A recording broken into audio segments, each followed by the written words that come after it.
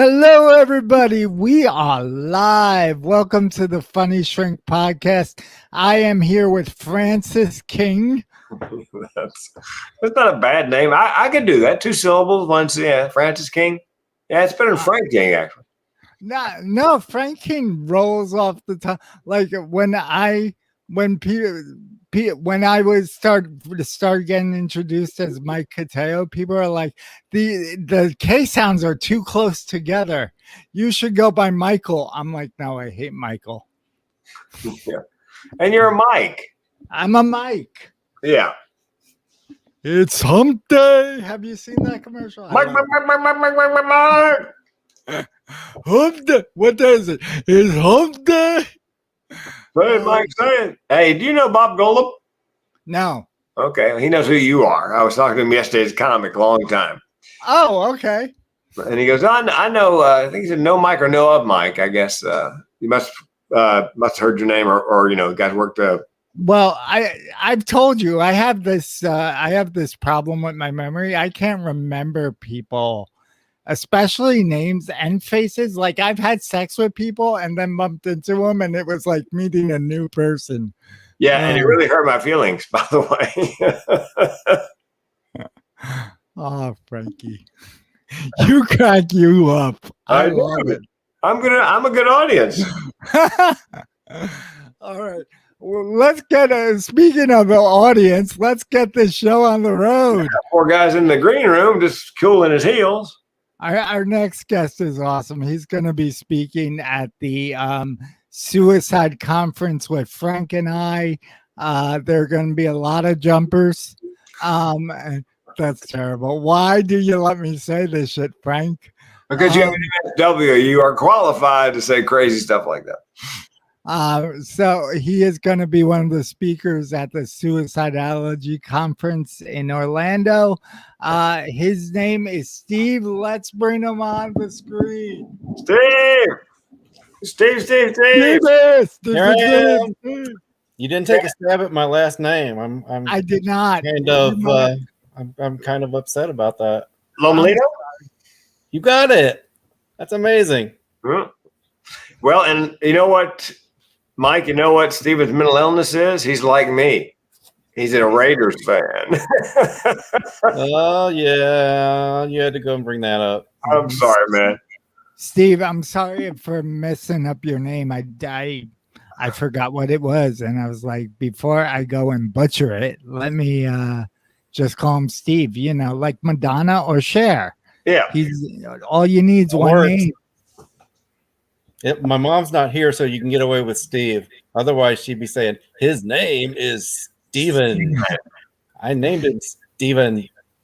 My wife says, your mother is the only person I know who still calls you Michael. I'm like, yeah, I know. Everybody else in my family calls me Mike. And she's the only one. Do you like Steven? I do like it. I didn't like it when I was living at home, but I like it now. Awesome. I don't know what changed. Solid name. What was that? I'm sorry. I'm not sure what made that change. Well, where do you reside? What state? I don't know if I want to admit it or not. Illinois. Worse than a radio. Oh God. Illinois, known for Land of Lincoln and let's see. How should I describe the politics here? Shady. Interesting. Have a few governors that went to jail. Yeah. I love that. Chicago style politics. Yep, you got that right. Springfield's capital, but Chicago runs the state. Let's face it. You have a really interesting story. Like from what I understand, have you lived in Chicago all your life?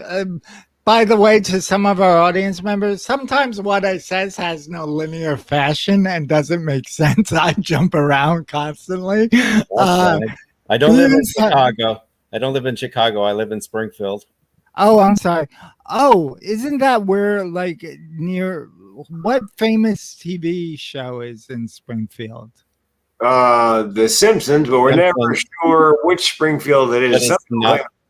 No. There was a contest and we were in the running, but we lost. Yeah, Eugene, Oregon. Some people believe is because it's right next to Springfield, Oregon. Ah, Gotcha. I like it. It's a good name. It's a compound word. I like compound words. Psychotherapist is a compound word, and if you break it up, it's psycho the rapist, which does not instill confidence in any of my patients. Steven, let me just help you with the rules of the road here. Sure. When Mike's speaking, non sequiturs are not unusual. If the last sentence doesn't really seem to go with the next sentence, just roll with it. We'll roll with it. Just smile and nod and bash me on Facebook. Yeah. No, Steven, so- that's a great Smile story. and nod. Right, buddy. Where's that rubber room? So tell us a bit about yourself, man. Phew. I don't even know where to start. I think start with when we talked the other day, you started out at the company. I can't remember what the company was. Yeah, Or a custodian or something. Yeah. My employment career, oh man, it started off like I was just on the fast track, and I went from being a part-time janitor to being in a fairly important position in information technology in 14 years. And I was like, oh, I was just getting ready to settle in good and sink my roots, and I'm going to retire from this place, and I just got this big raise, so I'm equal with my other two people in the department here, and then they said, guess what? We're merging. Oh yeah. And I said, oh, we can roll with that. Where are we going? He said, well, we're going, but you're not. Oh, Ugh. that's got to be rough. Yeah, it was like 2 weeks after I got this promotion. Oh. Well, congratulations, and I'm sorry. I get the bad timing award. Yeah, no kidding. So then what happened? Then my 7 years of employment hell began.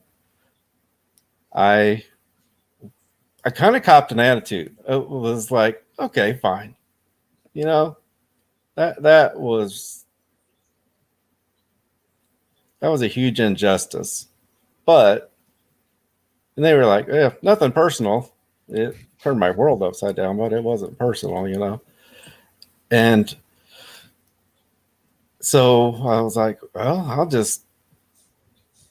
but actually, let me back up just a little bit.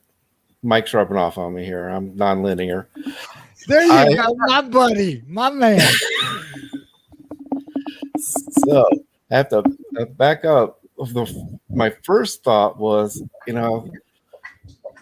if I can just hang on here, keep my pay, then I can look around and, two companies just merged. So there has to be a position for me somewhere.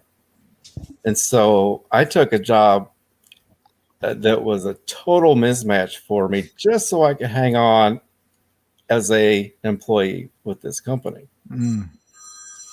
And I took a job at a call center and ended up doing that 1 year. And the only thing that came out of that was funny stories from the customers calling in. So, and then they handed me a VSP. Either one of you want to take a wild guess what VSP is?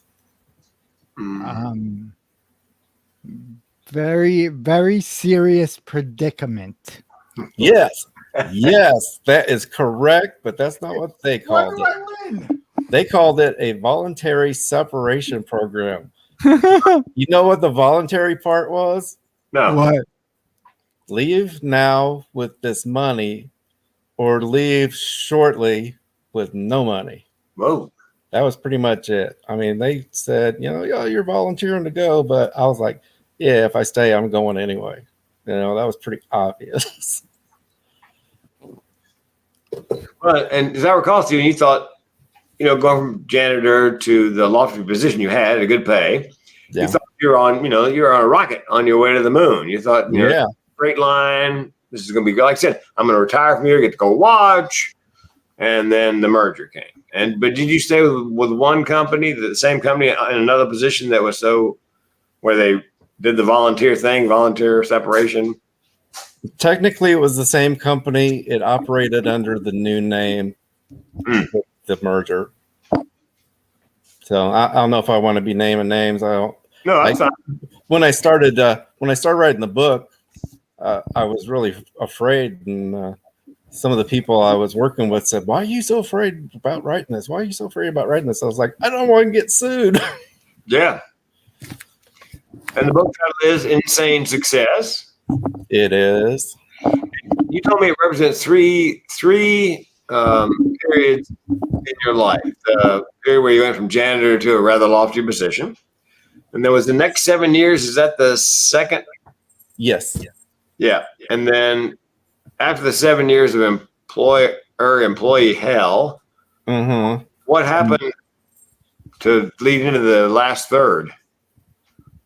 The last third actually started with my attempt. Oh, well. So is that where that was 6 years into employment hell? I had one year left of that. Yeah. Is that where the "but wait, it gets worse" comes in? Yes. Yeah. Yeah. But wait, it gets worse. No doubt about it. So 6 years in, you attempted in that 7 year hell. Mm-hmm. But you, those of you that don't know, it's attempted to kill himself, right? Yeah. That's correct. But you didn't complete. Why? I don't think I asked you the other day why you did, how or why you didn't complete. Okay, this is going to get weird. Okay. Steven, with Mike on the show, we blew past weird like 10 minutes ago. Okay. I own weird. Weird is my bitch. Yeah. See what I mean? Yes, I see what you mean exactly. So anyway, let me walk you through the day of my attempt. Okay. And only the details you want to share, and it doesn't have to be, need not be graphic. Just kind of give us mindset, and I get you. So and the whole day was pretty much stupid. It ended up being this crazy round trip that got me right back where I started. Like literally, like I ended up 2 blocks from where I started. So anyway, I got up that morning, and I'd actually decided the night before that, okay, I'm done. This is it. And for some reason, instead of just driving away somewhere and doing what I planned, I drove to work. So, but I get to work, and I get to the main entrance, and I waffle there. I'm like, do I go back to my car and do this? Do I go in? So I go in, I get to my desk, and I literally freeze. I mean, I like froze up, and I'm just sitting there kind of in a, I guess, a panic. It was like, you and I talked a little bit about the predicament that I'd been put in, where I was supposed to present this product that didn't work. Oh yeah, they were going to make you make it work. You got to make it work. Yeah, they're like, well, we spent too much money on it. We know it's the wrong product now, but you're going to make it work. Yeah, software. Oh, go figure. Mm-hmm. And so I'm over there. I must have been breathing really heavy, because the gal on the other side of the cubicle says, I'm going to get you a bag of balloons and put all that blow into some good work, to some good use. And I didn't say anything. The phone rings. It's the people saying, okay, are we on for this? Are we on for this presentation on this great product that we got? And I was like, yeah, sure. And I hung up the phone. And I was like, no, can't do it. I reach in my drawer, I grab rubber bands and tape and plastic bags. And I leave. This is actually almost lunchtime now. And I've sat there the entire morning, frozen, basically doing nothing but just. But they were asking you to make a presentation on a product that they bought to do one thing and it didn't. And they're expecting you to give a report on how you made it do that one thing. And it won't. And it won't. No, yeah. So you're just like, I can't do it. That's not going to work. Not going to work. So, Steven, what were you I basically, it's like, I have two choices. I can go up there and I can be awesome, or I can go up there and I can say, like the comedian said about the side view mirror, it's a piece of crap. It don't work because it says, when on the side view mirror on the passenger side, it says object in this mirror may be closer than they appear. It's like, So anyway. So, Steven, what were you feeling when you were hyperventilating in the office? Were you just done, or were you like anxious, or what was going on in your mind? Pretty much the same thing that had been going on for quite a while. My mind was basically just in a bouncing back and forth between if I stay in this job, I'm going to lose my mind. I'm literally going. That's why they know the insane part of it. I'm trying to recreate the past. It's not working. Everything that went so easy with the utility company is going nowhere. Actually, after the call center, I go to a insurance company, and there I'm there for 5 years in basically the same environment as I was at the utility company, except nothing is working there. It's I would get close to, okay, this is something I can do, something I'm comfortable with, something I can succeed in and make a career of. And I would get really close and something would change. Or they would add something, or they would, and it was just get close, have it fall apart. Get close, have it fall apart. I mean, that happened like half a dozen times. Yeah. And this was another one of those. Get close and go. When I was talking to Frank, I was like, I begged for training, and they sent me to training. And I was like, okay, we're close. I'm going to figure out how this thing works. We're going to go back. We're going to make it work. And all they told me is, you have the wrong product. Which you knew already. Yeah, which I pretty much knew already. Yeah. Yeah, untenable situation, obviously. So, but you were headed out of the car, outside to a vehicle at lunchtime with the means. Yes. Yeah. What? I just sit. Then I get to my car, and I just sit there for about an hour. And the one thing that really struck me is it was just kind of, I was just sitting there and I was just listening to what was happening around me. And these couple girls walked by on the sidewalk, and they're just laughing, having a good time.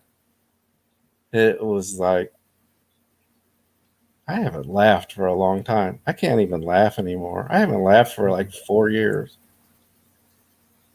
And it struck me. And then I finally was like, okay, I'm going to do this. I'm going to drive away. And I just get on the highway. I'm going out of town, and I'm heading north. I'm heading up towards Chicago on 55. Yeah. And I'm like, wait a minute, wait. I'm supposed to be going to some remote area. Chicago doesn't quite fit that description. and so I just start turning off. And then I would turn off on another road, another road. I have no sense of direction whatsoever. Okay. Me too. So, My man, me too. this is getting scary, Frank. I got way too much in common with Mike. Yeah. Well, you probably have some differences as well. We can go. That's another podcast. Okay. All right. So anyway, I am sorry. I keep saying so anyway so many times. That's all right.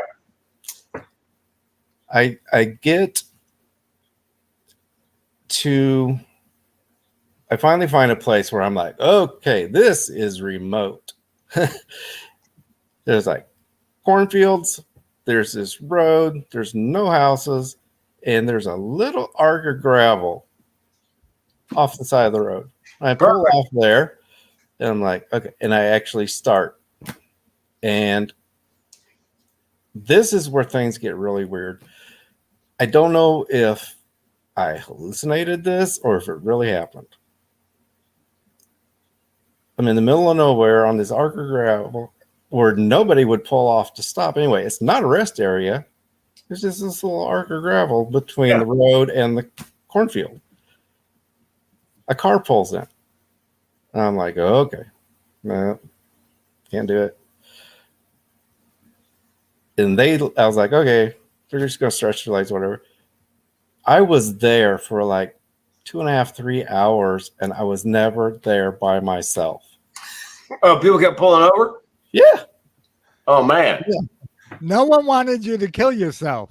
Yeah. Well, I was like, what? I was like, do you people mind? I'm kind of busy here. Quit interrupting me. This is a private moment. Yeah.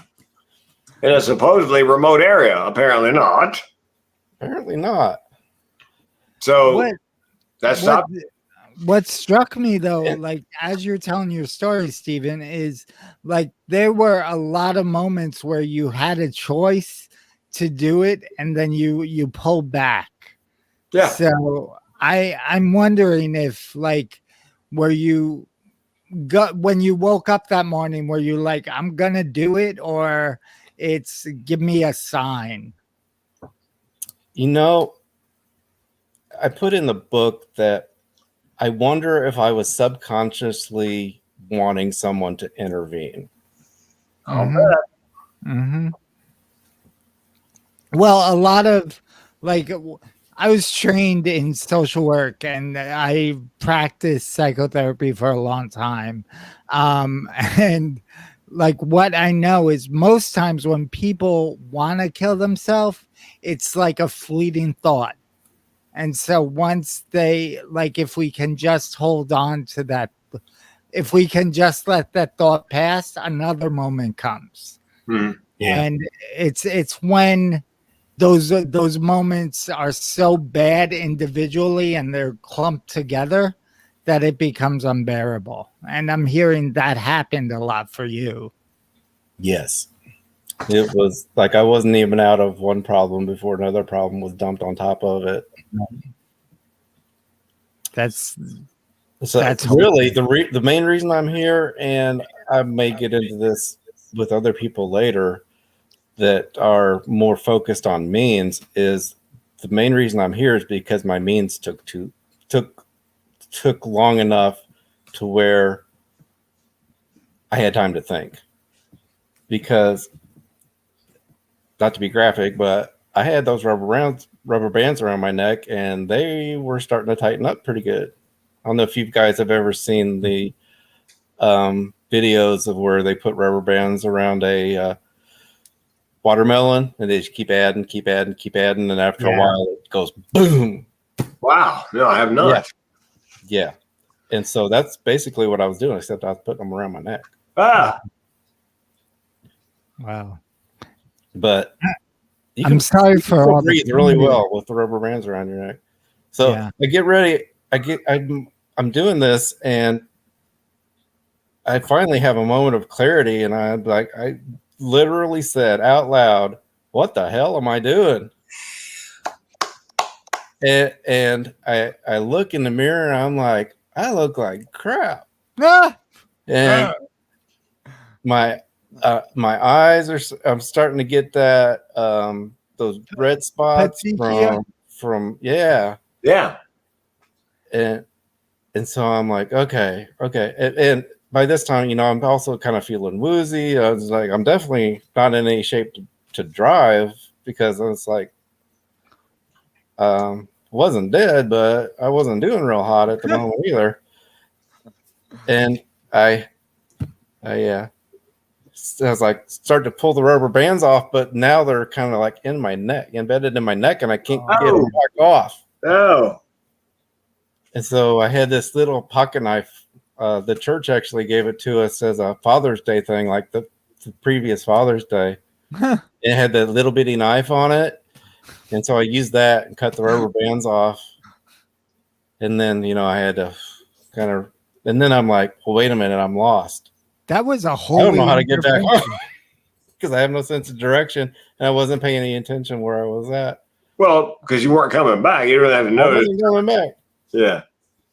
But I drove back home, and I made it to a place where I had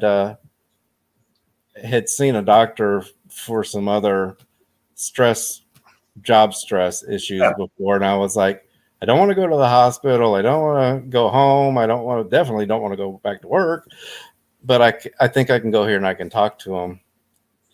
And so I walk up. This was one of the big moments. I walk up to the desk after taking like 10 minutes to go 10 feet to get in there. And the receptionist is like, hey, she's like, can I help you? And I just stood there and looked at her, and she's like, can I help you? Like everybody in the room's like quiet looking at me now. What's this guy doing? Just standing there looking, not saying anything. And you must have looked scary as hell. Like, what? You must have looked scary as hell too, just coming back with. I may have. And I finally choked words out. And like there was this big pause between every word. I tried to kill myself today, only it took like 3 minutes to say it. Wow. Did you get locked down? Excuse me? Did they lock you down? I've never seen people move so fast in my life. I was in the back before I knew what happened. And they came back and they're like, do you think you need to go to the hospital? No, I don't need to go to the hospital. I'm fine. I'm just mad with my employer. Taking it out on myself. Yep. And they're like, well, we think you do. No, I don't want to go to the hospital. Yeah, they called an ambulance and I was at the hospital. You want to talk to your wife? No, I don't want to talk to my wife. That's a scary thing. Like I've had to walk people to the hospital before when they're suicidal. They will try to get out of going. So you must have been at the end of your rope. They were, and then at the hospital, they're like, sign this piece of paper, that you're voluntarily, saying, yes, I need this help. And I'm like, no, I'm not signing that piece of paper. The poor guys in the ambulance. I don't think I shut up the whole time they were there. I was trying to explain what I was doing and how it was okay. And I was just taking, I was like, well, better to take it out on myself than to,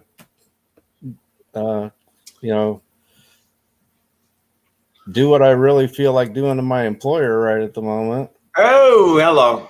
And I was actually going back to, this is the insurance company and it's been quite a while. I'm going back to the merger now in my head. And I'm like, these people started it all.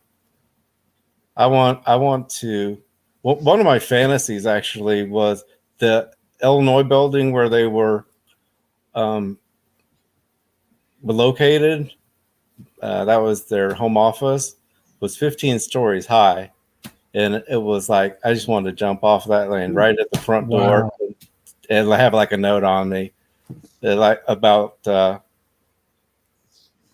you did this.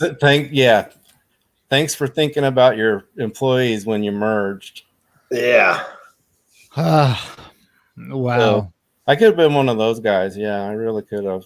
One of the chapters in my book is called The Tragedy That Wasn't. Oh. I sure fantasized it a lot, but I never did it. What got you through that? What got you on the road back to, for lack of a better word, sanity? You know, one thing that really started it was a group that visited the hospital. It was called Grow. And I just remember looking up on the whiteboard at the hospital, and all it said was grow. And I was like, well, I'm bored. I'll go see what this means. And it was a support group that you could go to after you were released. Oh. Wow. And the lady that came in there there was such a contrast between all the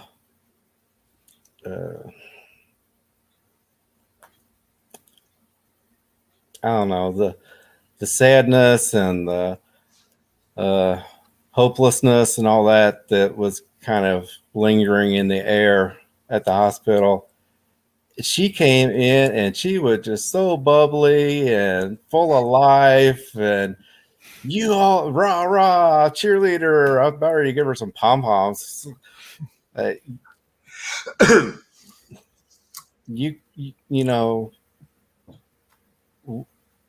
you're gonna have a great life.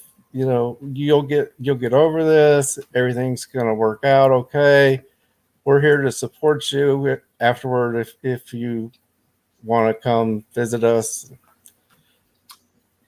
The reason I went to the first Grow meeting was, okay, I got to find out if this gal is like this all the time, or if she's just really good when she comes up and visits the hospital.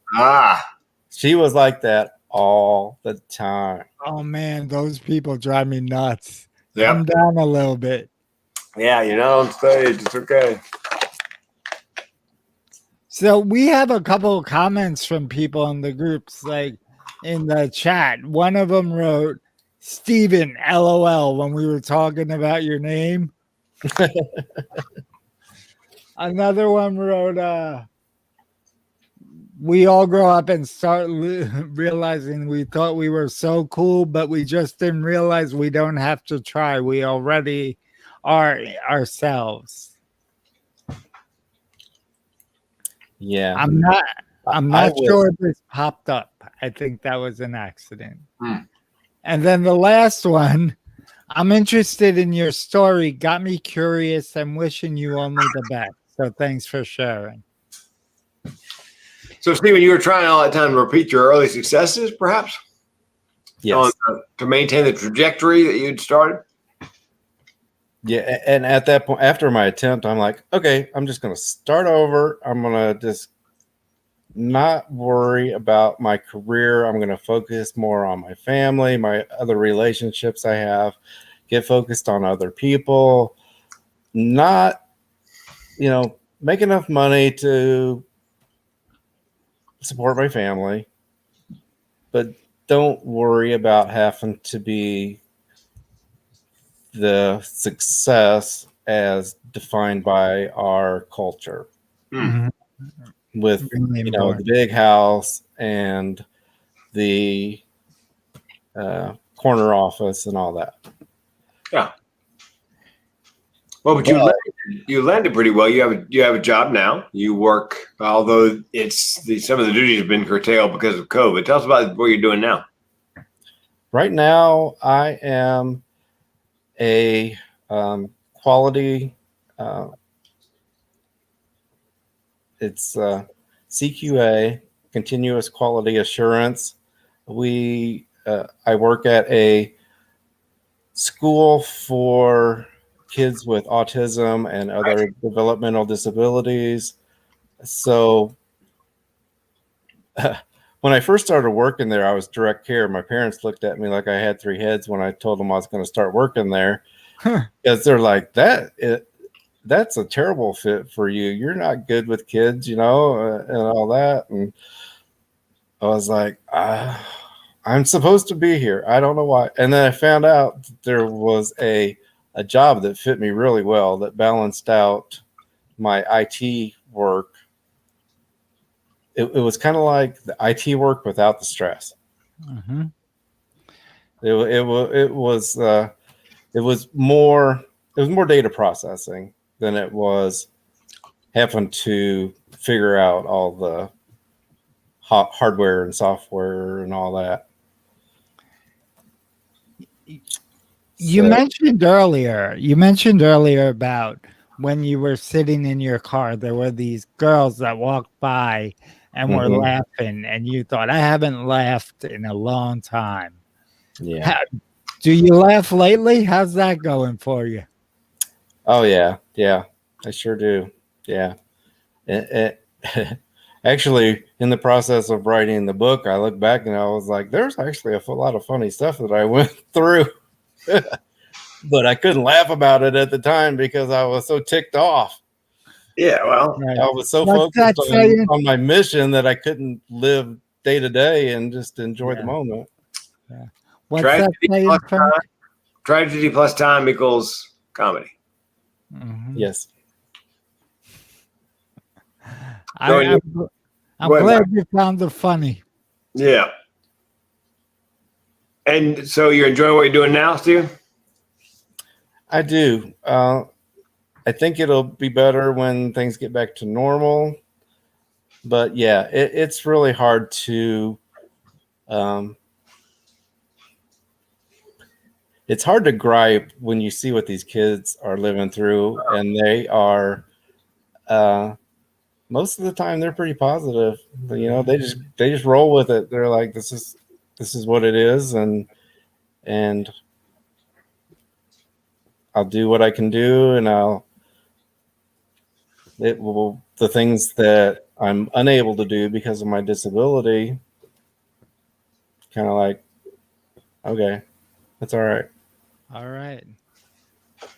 Well, it's definitely an inspiring story, sir. And one last question from me, Steven. Tell us again how you got hooked up with Sally Spencer Thomas and the Guts, Grit, and the Grind book. You're in book 3, I believe, because I just interviewed you the other day. Yes, book 3.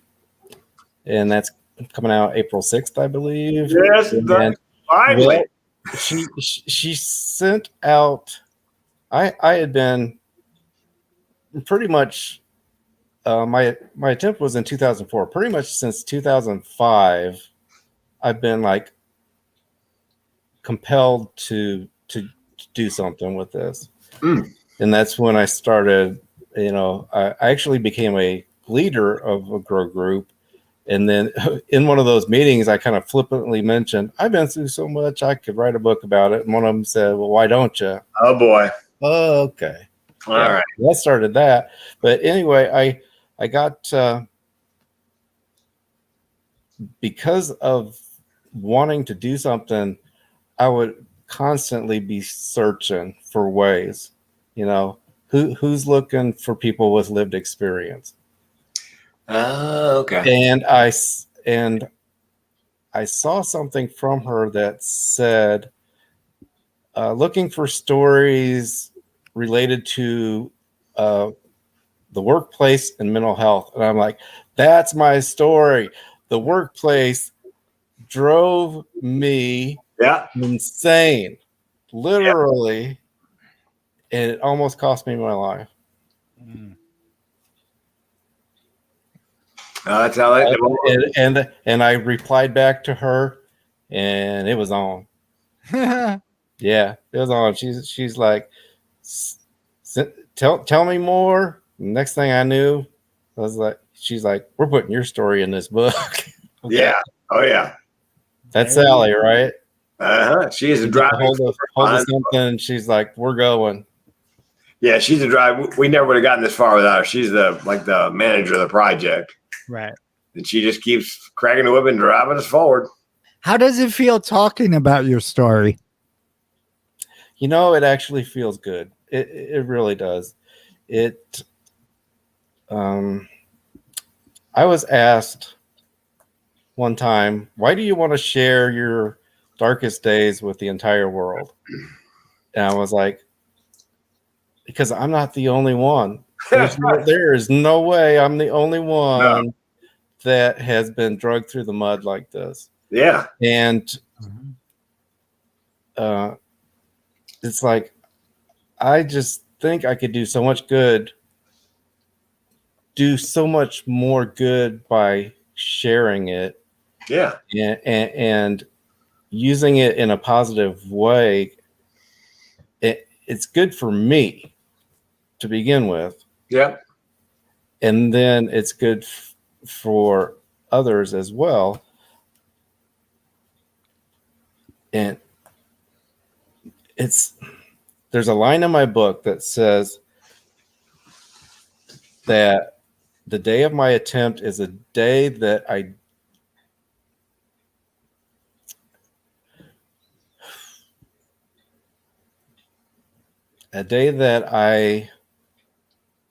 want to forget, but one that I can't forget. I can't forget about it. I want to walk away from it, pretend it never happened. Right. Yep. But it is in my head. So let me actually, if I got a moment, see if I can find that real quick and read it the way. Yes. No, November 4th, 2004, a day I don't want to remember and one I will never forget. Yeah. I think sharing that's powerful. I think it's possible you can save lives because people almost always think they're alone in these feelings. For sure. I thank you for sharing your story with us. I know, like I've never seen this many people show up in Facebook for this story. So Yeah. your story resonated with a lot of people. It's good. Thank you so much. I can't wait to hear you speak at the conference. Well, see both you guys there. I'm on a panel, so Frank's on there, so he'll probably hog up all the time. But I might. Yeah, he's good like that, right? Inside was. Yeah. So Mike said several times after a couple podcasts, "Look, do you just want to do this by yourself? Okay, then shut up." I like after almost every podcast, I'm like, "I'm sorry, Frank. Did I talk too much?" He's like, "No." I'm like, "That's right. It was you. You dumb bastard. Shut the fuck up." It's my podcast, Frank. Doggone it. I know why he let me call it the Funny Shrink Podcast, so he could talk all he wants and it's still my name. That is correct.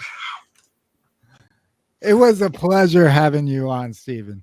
Thank you very much. You're going to have to go solo, Mike. That's the only solution to this. That's right. Thanks, Steven. Thanks for the... You're welcome. All right, Frank, I don't need you. That's correct. In my life. I'll see both you guys in Orlando one way or the other. I'll be Indeed. there. I'll All right, be there. guys. Excited for it. I'm ready to get in there and Don't go nowhere, Steve. I'm just going to end the podcast and then we'll stay behind and we could bash Frank a little bit. All right? Great. I got it right. great. Sure. Bye, everybody. Thanks for coming. Thanks for tuning in.